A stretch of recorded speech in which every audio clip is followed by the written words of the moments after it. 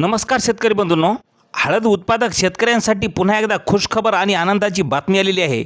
आज हळदीच्या दरात पुन्हा एकदा प्रति क्विंटल मागे 250 ते 300 रुपयाची वाढ पाहायला मिळाली आहे। मग संपूर्ण महाराष्ट्रात हळदीला काय मिळत आहे बाजारभाव पहा लगेच आपल्या व्हिडिओच्या माध्यमातून। तर मित्रांनो, पहिली बाजार समिती आहे वसमत। हळदीला आवक आलेली आहे 794 क्विंटलची। कमीत कमी दर मिळाला 10,000 रुपये। सगळ्यात जास्त भाव मिळाला 15,900 रुपये, तर सर्वसाधारण दर मिळाला 12,950 रुपये।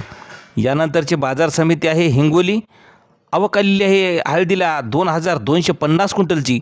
कमीत कमी दर मिळाला 12,800 रुपये। सर्वात जास्त दर मिळाला 15,000 रुपयाचा, तर सर्वसाधारण दर मिळाला 13,900 रुपये। मित्रांनो, यानंतरची बाजार समिती आहे लोहा। आवक आलेली आहे हळदीला लोहा या ठिकाणी 29 क्विंटलची। कमीत कमी दर मिळाला 11,500 रुपये।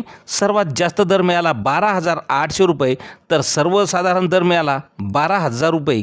मित्रांनो, यानंतरची बाजार समिती आहे सांगली।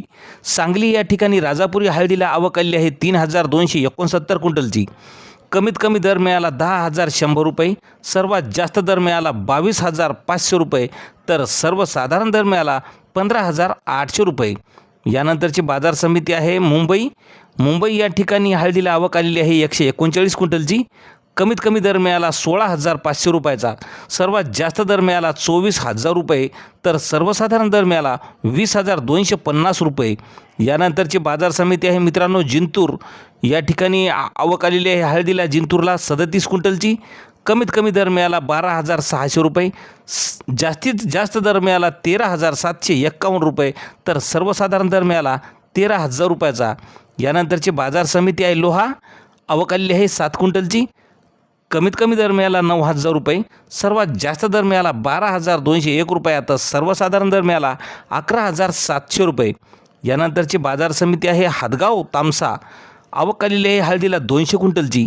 कमीत कमी दर मिळाला 12,000 रुपयाचा।